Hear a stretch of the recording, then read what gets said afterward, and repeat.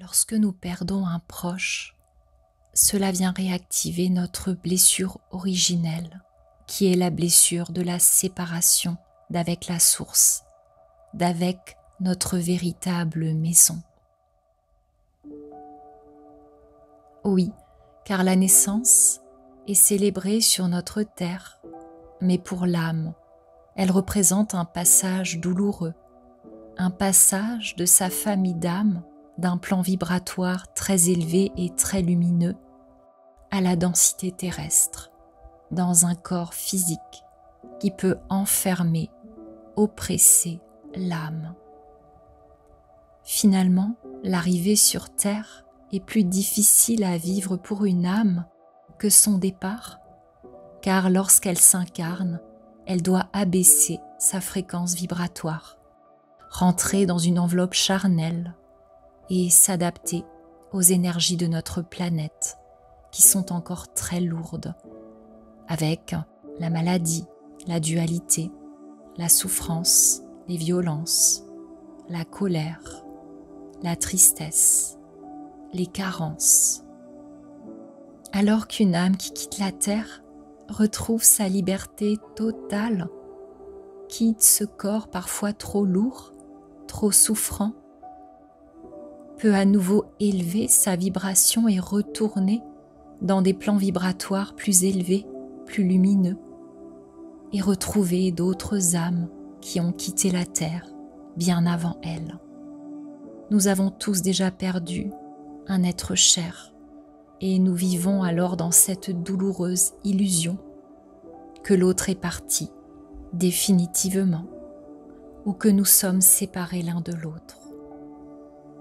Mais l'heureuse nouvelle est que même si nous ne pouvons plus percevoir la présence de cette personne, de cette âme, avec nos 5 sens, nous pouvons la sentir, la ressentir, avec ce que l'on appelle notre 6e sens, notre intuition, qui est en lien avec notre chakra du 3e œil, ou tout simplement avec notre âme. Nous pouvons la ressentir, car elle est toujours auprès de nous. C'est comme s'il y avait un voile entre cette âme désincarnée et nous. Plus nous avons été conditionnés à ne vivre qu'à travers nos 5 sens, ce que nous voyons, ce que nous sentons avec notre nez, ce que nous entendons avec nos oreilles, ce que nous pouvons toucher avec nos mains, et plus l'absence physique d'un être cher peut être difficile. Nous parlons beaucoup de mort et associons ce passage à une fin, à une perte. C'est d'ailleurs pour cela que certains rituels exigent que nous portions la couleur noire durant 1 an, 2 ans, alors qu'en réalité, c'est une transition pour l'âme, mais une transition libératrice, une transition qui l'élève. Les émotions sont propres à notre fonctionnement sur Terre. Une âme qui quitte son corps et qui s'élève vers la lumière ne ressent plus d'émotions.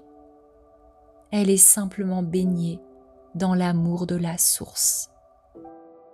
Lorsque nous pleurons, une âme désincarnée, nous la retenons, nous l'empêchons d'ascensionner. Si nous pouvions entendre les âmes qui ont quitté la terre, et d'ailleurs certaines personnes y arrivent, notamment les médiums, eh bien nous entendrions ces âmes nous dire de rester dans la joie, dans la confiance, dans l'amour, de ne pas être triste, de continuer notre vie sur terre sereinement, car elles savent que notre expérience terrestre est provisoire et qu'elle se terminera aussi pour nous, et qu'alors nous nous retrouverons. C'est un peu comme si l'un de nos proches partait en vacances, dans un lieu paradisiaque, et que nous le vivions mal, comme une séparation, que nous pleurions son absence. Cette personne nous enverrait une carte postale, ou même plusieurs cartes postales en nous demandant de ne pas nous inquiéter, de profiter également de notre côté, car tout va bien pour elle et que nous nous retrouverons.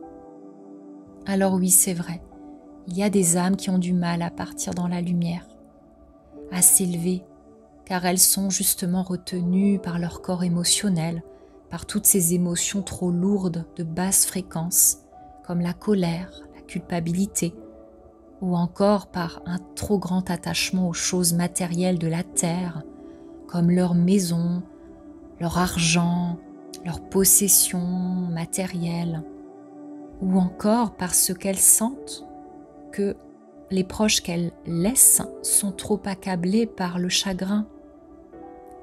Ces âmes sont alors coincées entre deux plans vibratoires, incapables de communiquer avec leur famille, mais toujours présentes sur ce plan terrestre, à errer et à prendre l'énergie des personnes incarnées.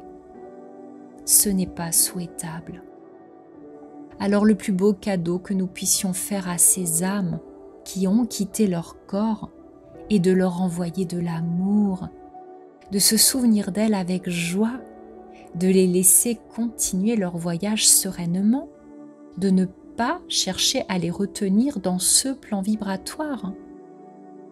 Ainsi, elles pourront ascensionner et revenir auprès de nous, mais avec une autre vibration, en étant peut-être notre guide spirituel.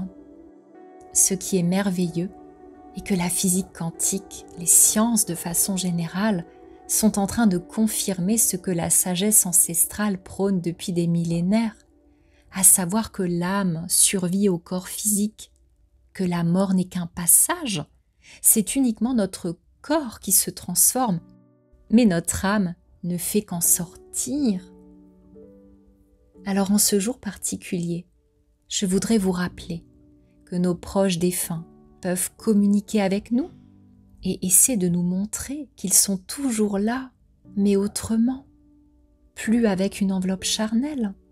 N'ayant plus ce corps physique, ils utilisent leurs pensées créatrices pour nous envoyer des signes physiques. Alors soyez attentifs, car pour pouvoir les percevoir, il est nécessaire d'être présent ou présente à vous-même, et pas dans le flot incessant de vos pensées. Je vous partage mes propres expériences et les signes que j'ai pu avoir de mes grands-mères ou même de mon chat. Sachez que les âmes passent souvent par les oiseaux pour se manifester à nous. Si vous remarquez qu'un oiseau s'approche de vous, vous regarde, revient le lendemain, puis le surlendemain, il est fort possible que votre proche défunt vous témoigne sa présence, son amour. J'ai moi-même vécu cette merveilleuse expérience avec mon chat qui m'a envoyé un faucon cresserelle. Oui, je crois que ça s'appelle un faucon cresserelle. C'est un petit faucon. Et c'était vraiment mignon parce que je l'ai déjà partagé dans l'une de mes vidéos. J'étais en train de faire un soin énergétique à une personne dans mon cabinet. Et vous savez, quand je fais un soin énergétique, je suis proche d'une fenêtre. Elle va de haut en bas, mais je suis au 2e étage d'un bâtiment. Et la partie inférieure de la fenêtre est toujours masquée par un store. Je ne vois donc pas à l'extérieur par le bas de la fenêtre. Et pendant que je faisais ce soin, donc quelques semaines après le départ de mon chat, eh bien cela a toqué à la fenêtre. Et là je me suis demandé d'où cela venait parce que, encore une fois, je suis au 2e étage. Quand j'ai ouvert le store, j'ai vu ce petit faucon, cresserelle, et je l'ai regardé. Il m'a regardé pendant plusieurs secondes, puis il s'est envolé.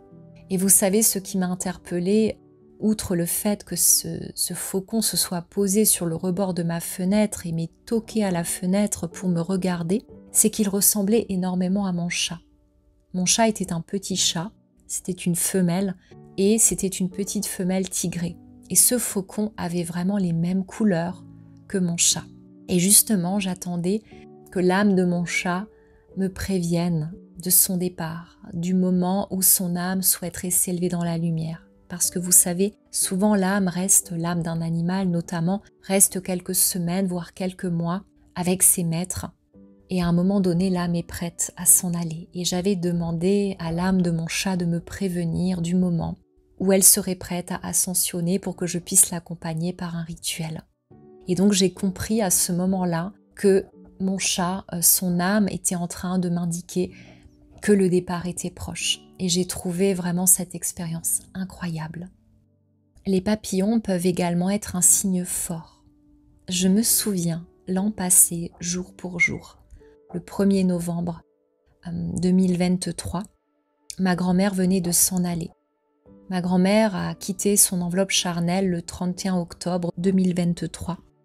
Et le lendemain, je me promenais en pensant à elle. J'avais besoin de m'intérioriser et de me connecter à elle. Ce jour-là, il faisait gris, il faisait frais, comme un 1er novembre, quand soudain un magnifique papillon s'est posé juste devant moi. J'ai compris que c'était ma grand-mère parce que il est plutôt rare qu'un 1er novembre, un papillon se promène autour de nous, surtout par un temps gris. Il peut également arriver que des objets soient déplacés chez vous, comme une photo, un cadre photo, ou bien un objet qui appartenait à votre proche défunt. Vous pourriez également entendre la musique préférée de cette personne juste au moment où vous pensez à elle, ou bien peut-être lors d'un moment où vous êtes profondément triste. Votre proche défunt essaie donc de vous rassurer, de vous soulager, essaie de communiquer avec vous pour vous montrer qu'il ou elle est auprès de vous. Certains phénomènes plus remarquables peuvent également avoir lieu comme un écran de télé qui s'allume avec à ce moment-là un film dont les paroles vous interpellent, tant elles parlent de votre proche ou de la relation que vous aviez. C'est d'ailleurs arrivé à l'un de mes amis. Il semblerait même que certaines âmes arrivent à se manifester physiquement par le biais du corps d'une autre personne durant quelques secondes.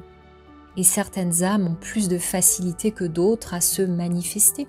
D'ailleurs, si vous n'avez jamais regardé le film Ghost, je vous conseille de le regarder parce que je trouve qu'il est assez proche finalement de ce que l'âme vit lorsqu'elle se désincarne. Je me souviens également, lors du départ de mon autre grand-mère, il y a 16 ans, qu'au moment où je m'étais rendue dans sa maison quelques jours après son décès, c'est précisément à ce moment-là que les cloches avaient sonné dans le village, spécialement pour elle.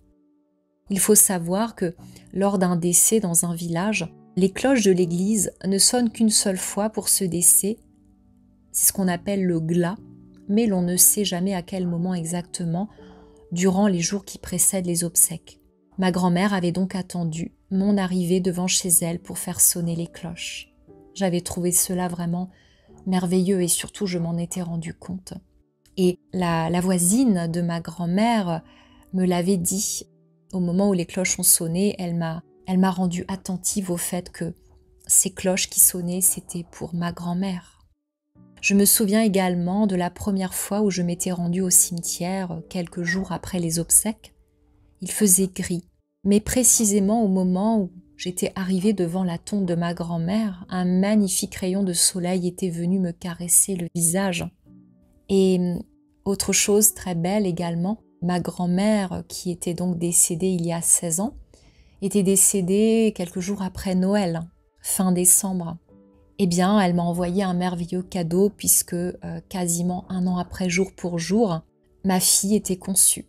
Et d'ailleurs, ma fille, lorsqu'elle était encore une toute petite fille, qu'elle avait à peine 5-6 ans, elle me disait souvent « Tu sais, maman, ta grand-mère, même si je ne l'ai pas connue, parce qu'elle ne s'était pas connue physiquement, je la connais déjà, parce que quand je suis arrivée sur Terre, je l'ai croisée. Pendant que moi je descendais sur Terre, je l'ai vue, j'ai vu ta mamie monter. Et la première fois que je lui ai montré une photo de ma grand-mère, elle m'a dit « Mais maman, je la connais déjà, je sais à quoi elle ressemble. » C'est exactement comme ça que je l'ai vue quand je suis descendue sur Terre. Et vous savez, on dit que les enfants, jusqu'à l'âge de 7 ans à peu près, se souviennent encore énormément de leur arrivée sur Terre, sont encore très connectés à la source et à leur famille d'âme. Des signes, vous pouvez donc en recevoir énormément et encore bien d'autres. Je ne vous ai donné que quelques exemples, mais selon la relation que vous avez eue avec la personne ou selon sa personnalité, vous pourriez avoir tout un tas de signes. Dites-vous que les âmes désincarnées peuvent faire preuve d'originalité et même d'humour, car si nous ressentons le poids de leur absence, elles, de leur côté, vivent leur situation comme une délivrance. Il semblerait qu'elles ont à cœur de nous rassurer, de nous communiquer à quel point elles sont bien, sereines, libérées, et aimeraient tant que nous sachions que tout va bien pour elles. Alors même si aujourd'hui est peut-être un jour difficile pour vous, que vos proches vous manquent, rappelez-vous que vous pouvez recevoir des signes de ces âmes, que vous pouvez continuer à leur parler, qu'elles vous entendent, qu'il n'est jamais trop tard pour leur dire ce que vous avez sur le cœur, et que vous pouvez vraiment les libérer en vous exprimant, en exprimant tout ce que vous avez besoin d'exprimer. Rappelez-vous également que la séparation n'est pas réelle. Nous ne sommes capables de percevoir que 5% de ce qui est vraiment avec nos 5 sens.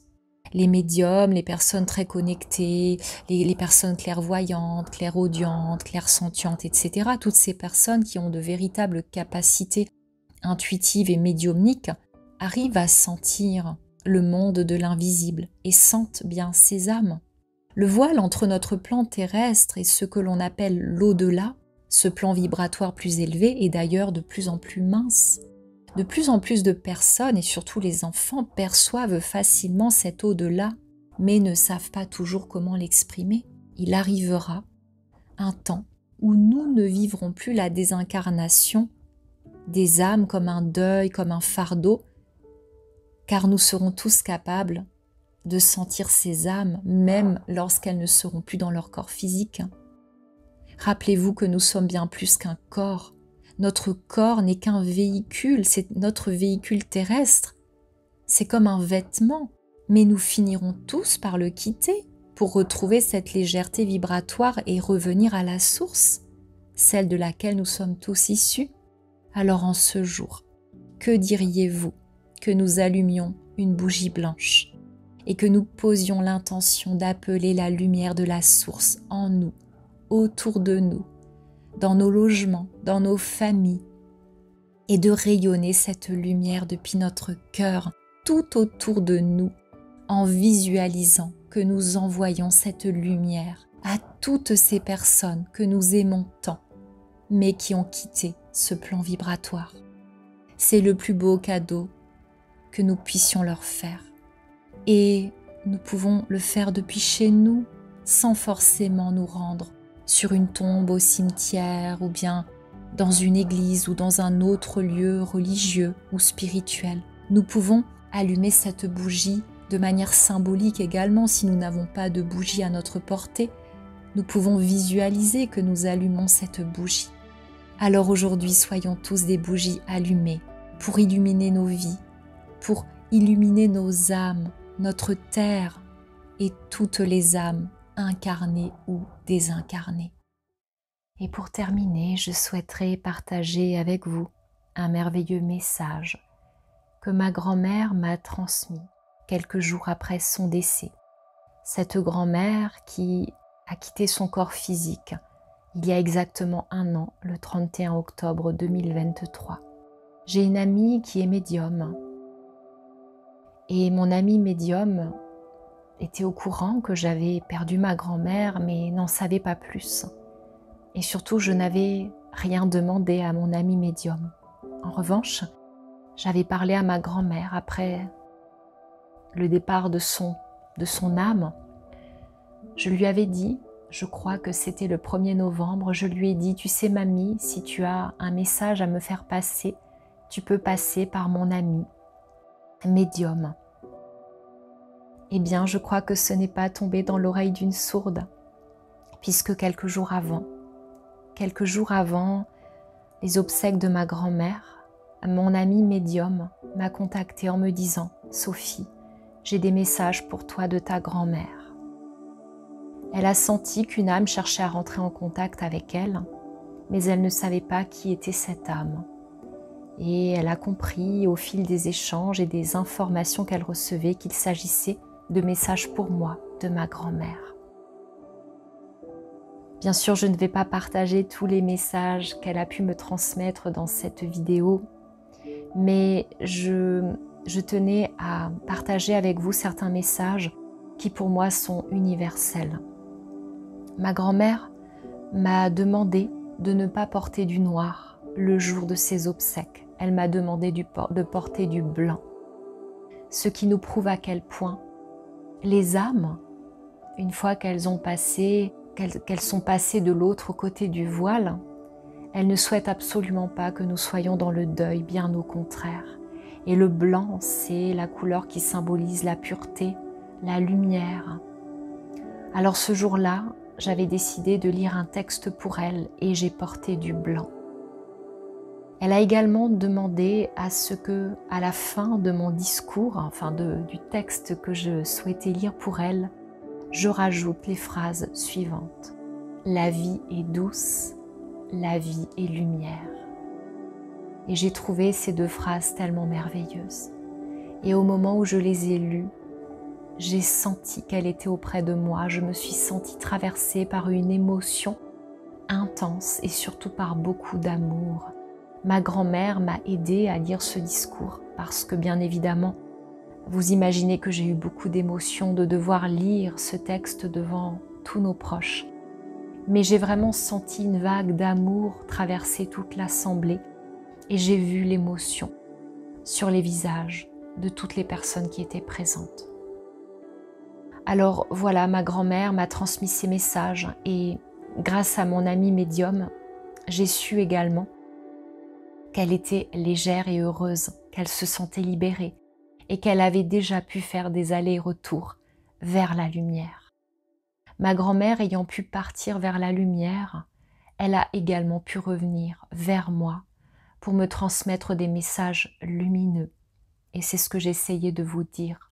Quand on laisse partir ces âmes, quand on les accompagne à ascensionner vers la lumière, eh bien, on leur permet aussi de revenir auprès de nous, mais avec une autre vibration, en ayant une énergie beaucoup plus lumineuse, remplie d'amour.